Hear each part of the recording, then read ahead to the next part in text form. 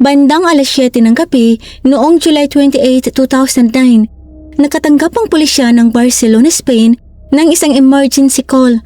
Ang tumawag ay isang matandang babae na nagsabing ilang araw nang hindi makontak ang kanyang mga anak nang walang paliwanag.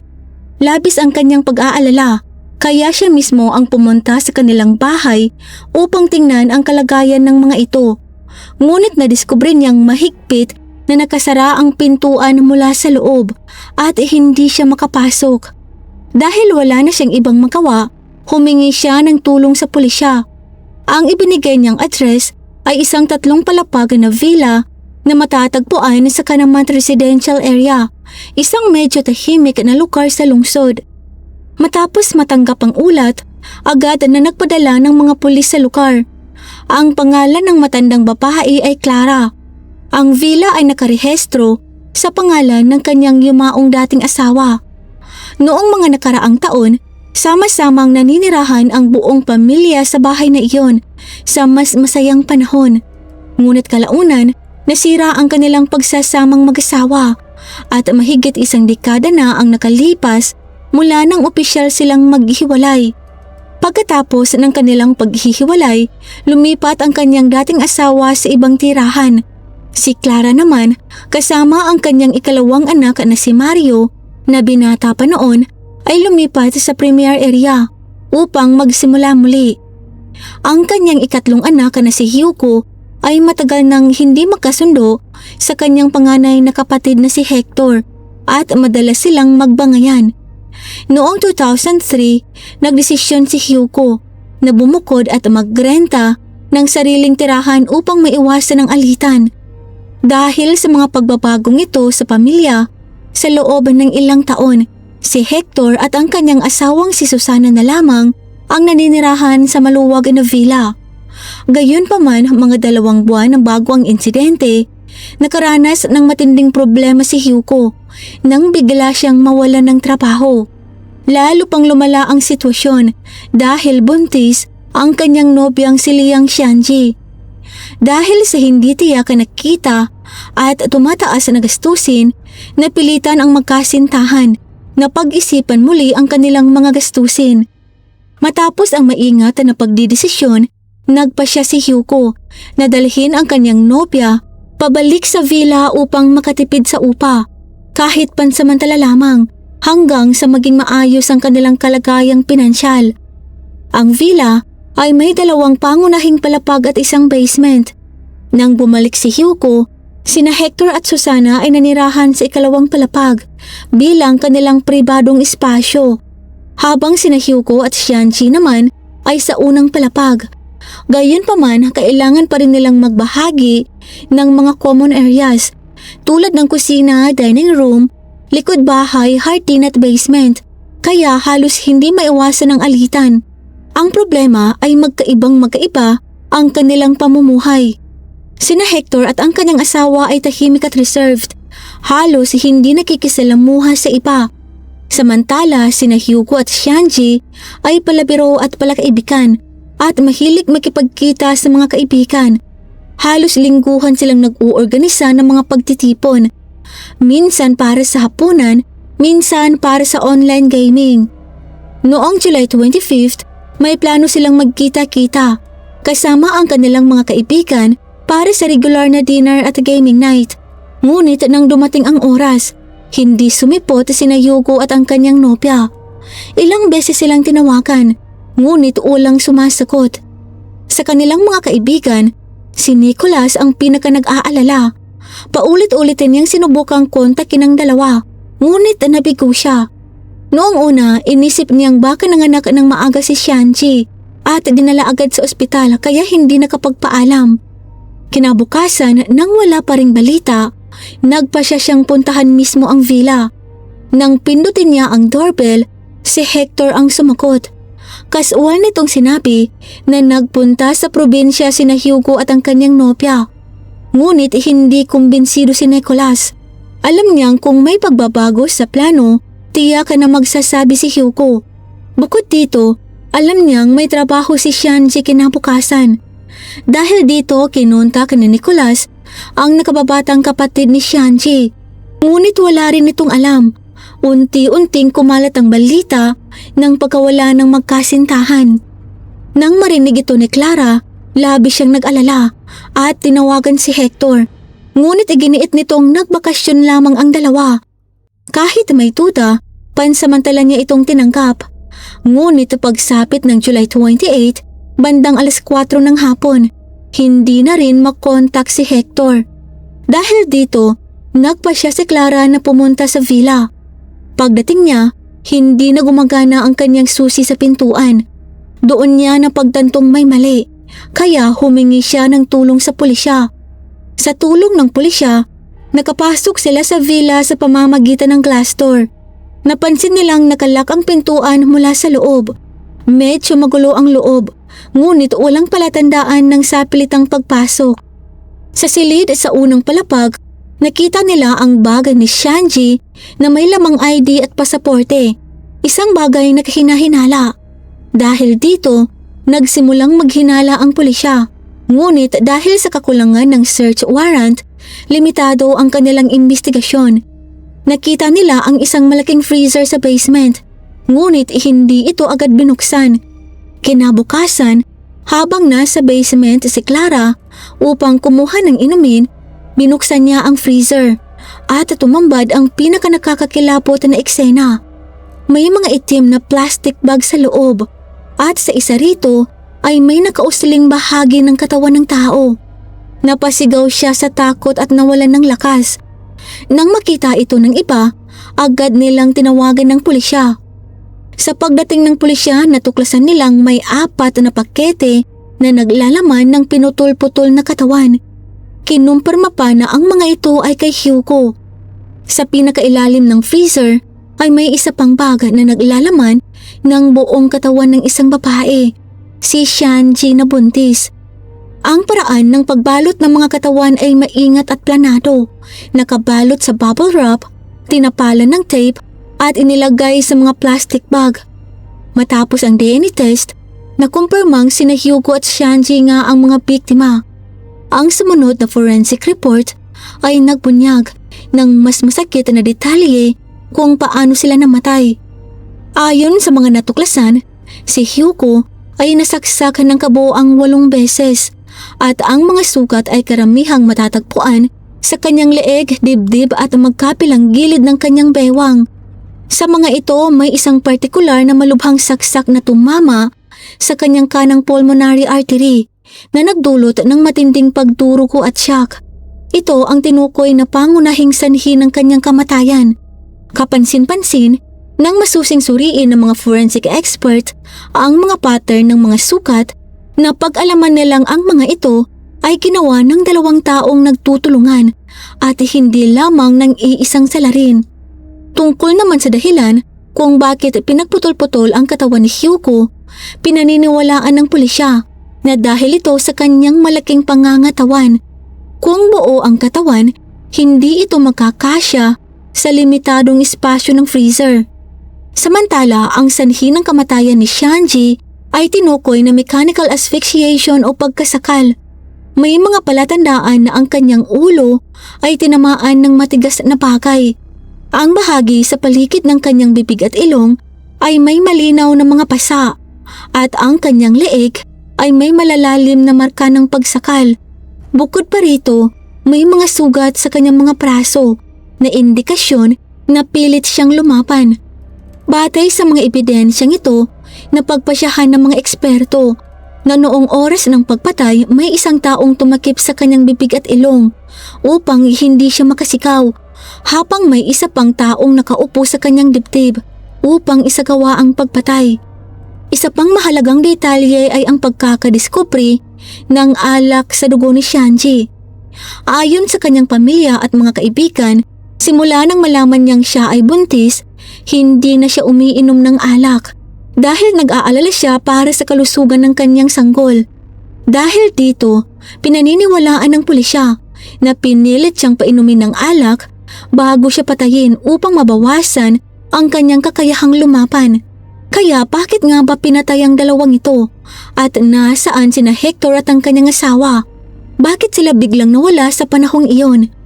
Upang masagot ang mga tanong na ito, agad na nagsagawa ang pulisya ng masusing paghahanap sa buong villa. Ang kanilang natuklasan ay nakakapangilapot. Sa loob ng bahay, natagpuan nila ang maraming ebidensyang may kaugnayan sa krimen. Mga bubble wrap, iba't ibang laki ng itim na plastic bag, mga ginamit na guwantes na goma, isang electric saw, isang palakol, mga tali, isang stun gun, iba't ibang uri ng kutsilyo at marami pang kahina-hinalang kagamitan. Lalo pang kapansin-pansin ang napakaraming kutsilyo sa loob ng villa. Mahigit 200 ang kabuoang bilang. Sa kusina pa lamang mahigit 50 na, kabilang ang iba't ibang uri mula sa fruit knife hanggang sa meat cleaver at bone chopper. Matapos suriin ang mga kutsilyo, natuklasan ng pulisya na 3 sa mga ito ay may bakas ng dugo na kalaunan ay nakumpirmang kay Hyuko. Sa paghahalughog, natagpuan din ng pulisya ang isang napakahalagang ebidensya sa study room ni Hector. Mga notebook ay nasulat kamay. Nang kanilang basihan ng mga ito, labis silang nabigla. Hindi lamang listahan ng mga gagamiting kagamitan ang laman nito, kundi eksaktong tumutugma sa mga ebidensyang nakuha sa crime scene. Wala ni isang kulang. Mas nakakakilabot pa, ang mga notebook na ito ay naglalaman ng detalyadong plano ng buong krimen mula simula hanggang katapusan. Nakasaad dito ang paghahanda bago ang krimen, ang tamang oras ng pag-atake, ang paraan ng pagtatapon ng mga bangkay pati na rin ang mga hakbang kung paano itatago ang mga ebidensya at maging mga posibleng sagot kung sakaling maimbestigahan ng pulisya. Bukod pa rito, may mga tala rin tungkol sa araw-araw na gawain ni Hyuko at Shanji, kung anong oras sila gumigising o umuwi at kung kailan sila nakikipagkita sa mga kaibigan. Mayroon ding mga iginuhit na plano ng villa at mga kalapit na lugar.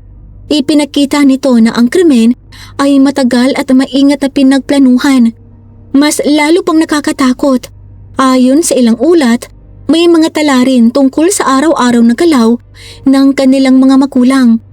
Dahil dito, napagtanto ng mga investigador na maaaring hindi lamang si Yugo at ang kanyang nobya ang target, kundi pati na rin ang iba pang miyembro ng pamilya. Gayunpaman, may isang bagay na lubos na ikinapagtataka ng mga investigador. Kung ganoon kaayos ang paghahanda bago ang krimen, bakit tila minadali at magulo ang paglilinis pagkatapos na nag-iwan ng maraming kapansin-pansing pagkakamali? Isa pang mahalagang detalye ang natuklasan sa silid ni Hector, isang DVD box set ng seryeng Dexter, isang kilalang palabas tungkol sa isang forensic expert na lihim na serial killer. Ang palabas na ito ay naglalaman ng kaalaman tungkol sa paghiwa-hiwalay ng katawan at paglilinis ng dugo sa crime scene. Kapansin-pansin na ang mga paraang ginamit sa kasong ito ay halos kapareho ng ipinakita sa palabas na tila ginaya mismo ng mga salarin. Sa katunayan, naging epektibo ang kanilang pagtatago ng ebidensya ng dugo. Noong unang inspeksyon ng pulisya noong July 29, halos walang napansing kahina-hinala. Ngunit makalipas ang 3 araw, nang gumamit sila ng luminol, isang kemikal na nakakatuklas ng dugo kahit ito'y nalinis, nakita ang bakas ng dugo sa iba't ibang bahagi ng bahay tulad ng hagdan, sofa, banyo at ikalawang palapag. Batay dito, pinaniniwalaan na bago isagawa ang krimen, tinakpan ng mga salarin ang sahig at dingding ng plastik upang masalo ang dugo. Pagkatapos, kanilang tinanggal at itinapon ang mga ito upang walang maiwang ebidensya. Sa pagsusuri ng mga marka sa katawan ni Hyuko, napag-alaman na ginamit ang electric saw at palakol sa pagputol ng katawan. Kapansin-pansin din na walang fingerprint na natagpuan sa mga kagamitang ginamit.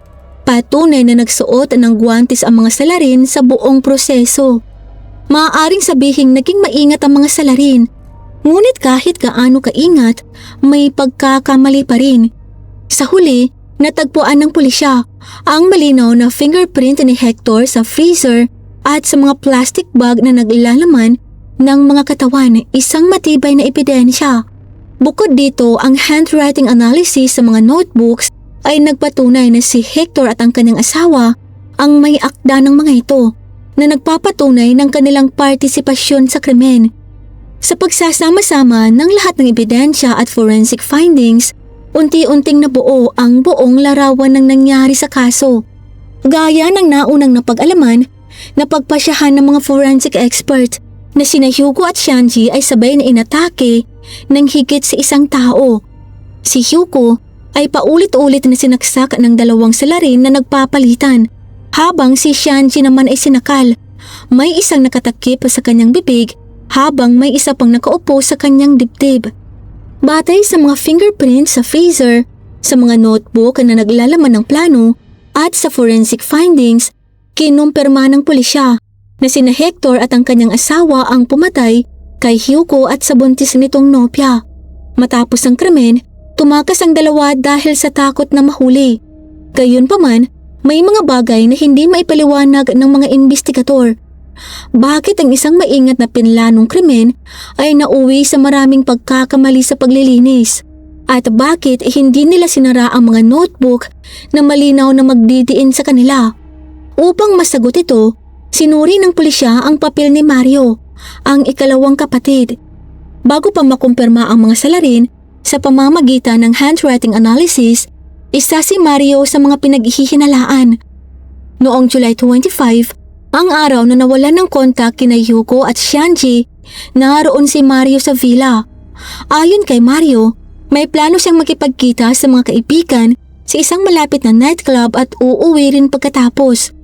Bago siya umalis, napansin niyang naiwan niya ang kanyang susi. Ayaw niyang mangistorbo ng gabing-gabi, kaya nagpa siyang dumaan sa villa bandang alas 11 ng gabi upang kunin ito.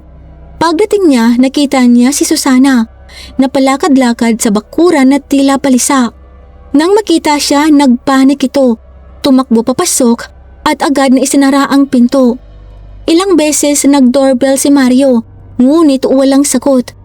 Matapos ang mahigit 10 minuto, pinapasok siya ni Hector. Ipinaliwanag ni Hector na hindi niya inaasahang darating si Mario at kailangan pa niyang ayusin ang magulong bahay. Tinanggap ito ni Mario at pumunta sa kanyang silid upang kunin ang susi. Ngunit napansin niyang wala ang kumot at bedsheet. Tanging kutson na lang ang natira. Nang tanungin niya ito, nag-alinlangan si Hector. Bago sinabing sobrang dumi na ng mga kumot, kaya itinapon na. Iminungkahin niyang sa guest room na lang matulog si Mario. Hindi na nagtanong pa si Mario, kinuha ang susi at umalis.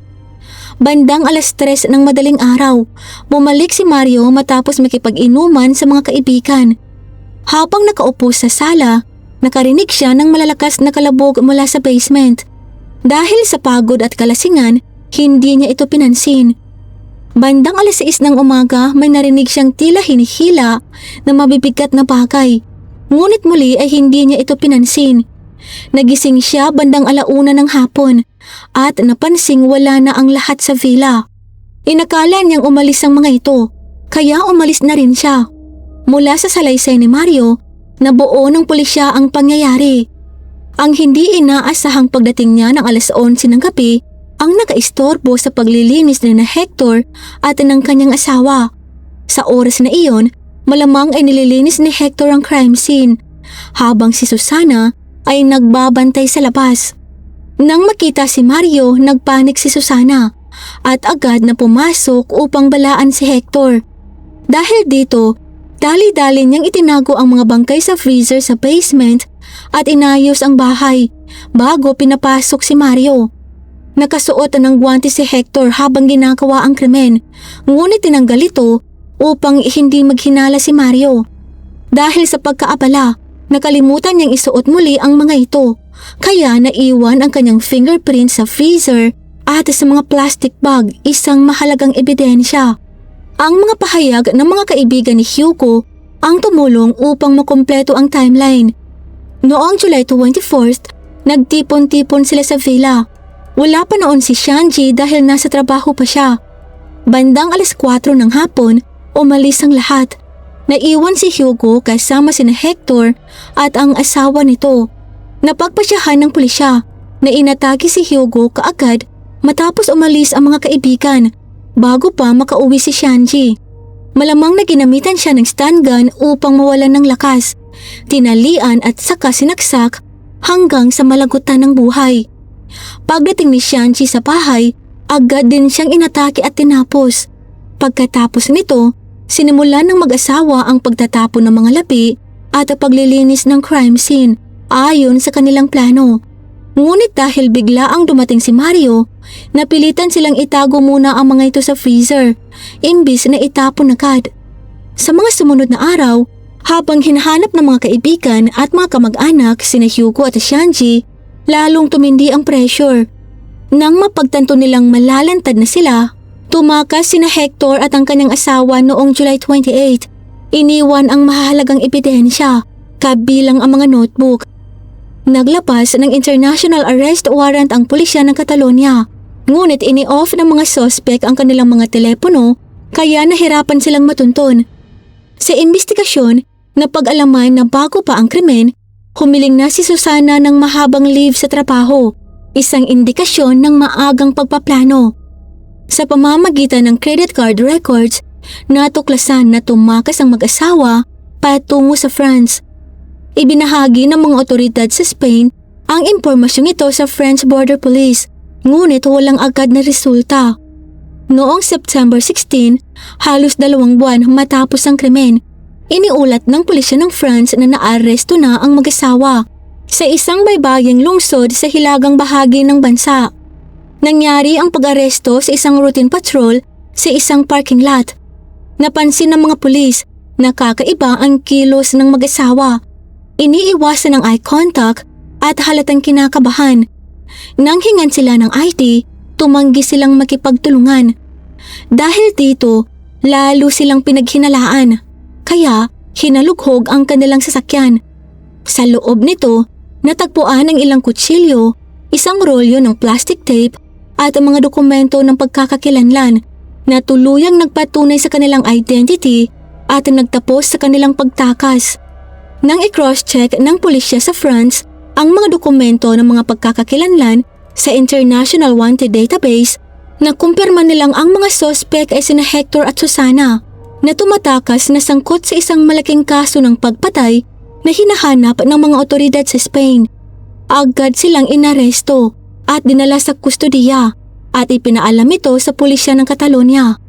Pagsapit ng katapusan ng September, matapos makumpleto ang legal na proseso, ibinalik ang dalawa sa Barcelona. Gayunpaman, sa panahon ng interogasyon, ikinagalit ng mga investigador ang kanilang asal. Nananatiling tahimik sina Hector at Susana at tumangging sumagot sa anumang mga tanong. Kahit ipinakita ang mga ebidensya, wala silang ipinakitang emosyon. Parang hindi nila kilala ang mga biktima. Kahit pa sariling kapatid at hipag ni Hector ang mga ito. Dahil sa kawalan ng kooperasyon mula sa mga sospek, umasa ang pulisya sa mga pahayag ng mga kaibigan, kamag-anak at kapitbahay upang matukoy ang motibo. 2 pangunahing dahilan ang natukoy. Una, ang pagnanais na makuha ang buong kontrol sa villa. At pangalawa, ang matagal ng selos na nauwi sa matinding galit. Ayon sa malapit na kaibigan ni Hyugo na si Nicholas, matagal nang tensyonado ang relasyon ng magkapatid. Matapos bumalik sina Hyugo at ang kanyang nobya sa villa, 2 buwan bago ang krimen, halos araw-araw na ang kanilang pagtatalo. 1 buwan bago ang insidente, iminungkahi ni Hector na ibenta ang villa na nakapangalan sa kanilang mga magulang at hatiin ng pera upang makapamuhay ng hiwalay ang bawat pamilya. Tumutol si Hyugo na nagsabing normal lamang ang hindi pagkakaunawaan sa iisang bahay at hindi sapat na dahilan iyon upang ibenta ang ari-arian ng pamilya. Idinagdag pa niyang ang villa ay pag-aari ng buong pamilya, kabilang ang kanilang inang si Clara at kapatid na si Mario, kaya hindi na resolba ang alitan. Ipinakita ng sigalot na ito ang malaking pagkakaiba ng kanilang pamumuhay. Sina Hector at ang kanyang asawa ay namumuhay ng hiwalay sa iba. Walang kaibigan si Susana at si Hector naman ay walang trabaho at halos walang pakikisalamuha sa labas. Sa kalaunan, ipinakita sa psychological evaluation na pareho silang may personality disorders na nakaapekto sa kanilang kakayahang makaramdam ng empatya. Samantala, sina Hyuko at Shanji ay palakaibigan at maraming kakilala. Madalas silang magdaos ng mga pagtitipon sa villa na puno ng ingay at aktibidad. Ito ay lubhang nakakaabala kina Hector at Susana na mas gustong mamuhay ng tahimik at hiwalay sa iba. Ang huling nagpasiklab ng kanilang galit ay ang pagbubuntis ni Shanji. 10 taon ng kasal sina Hector at Susana, ngunit wala silang anak. Samantalang sina Hyuko at Shanji ay naghihintay ng kanilang sanggol. Ang ideya na ipapanganak at lalaki ang bata sa parehong bahay ay lalo pang nagpalala sa kanilang selos. Habang nakikita nila ang paghahanda ng magkasintahan, pag-aayos ng silid ng bata, pagtanggap ng mga bisita at pagdiriwang, lalo lamang tumindi ang kanilang galit. Sa paglipas ng panahon, ang selos na ito ay naging matinding puot na humantong sa karumal-dumal na krimen. Pagsapit ng taglagas ng 2011, matapos ang mahigit 2 taon ng investigasyon, tuluyang naisara ang kaso. Kinasuhan sina Hector at Susana ng 2 bilang ng pagpatay at 1 bilang ng sapilitang pagpapalaglag. Noong May 2012, hinatulan sila ng Korte ng Catalonia ng 38 years na pagkakakulong. Kailangan nilang magsilbi ng hindi bababa sa 25 years bago maging kwalipikado para sa maagang pagpapalaya. Isinama ang kasong sapilitang pagpapalaglag dahil 8 buwan ng buntis si Shanji nang siya ay patayin. Ang kanyang pagkamatay ay direktang nagdulot ng pagkamatay ng kanyang sanggol. Tinalakay rin ng korte ang kanilang kalagayang mental. Bagamat may personality disorders ang dalawa at kakulangan ng empatya, itinuring pa rin silang ganap na responsable sa kanilang ginawa. Alam nila ang kanilang ginagawa at kayang makilala ang tama at mali, kaya't walang ibinigay na bawas sa kanilang pananagutan. Sa panahon ng krimen, si Hyuko ay 30 years old at si Shanji naman ay 26. Mahigit 1 buwan na lamang sana at isisilang na ang kanilang anak. Ang dapat sana'y isang hinaharap na puno ng pag-asa ay nauwi sa trahedya. At dito nagtatapos ang kasong ito. Ito lamang po para sa araw na ito. Maraming salamat po sa pagsubaybay. At para po sa early access sa ating mga upcoming videos, join po kayo sa ating Crimes in Tagalog Stories Fam. Nasa description po sa ibaba ang link. Ito lamang po para sa araw na ito. Magkita po tayo sa susunod na kwento. At sa muli, mag-ingat po tayong lahat. Paalam!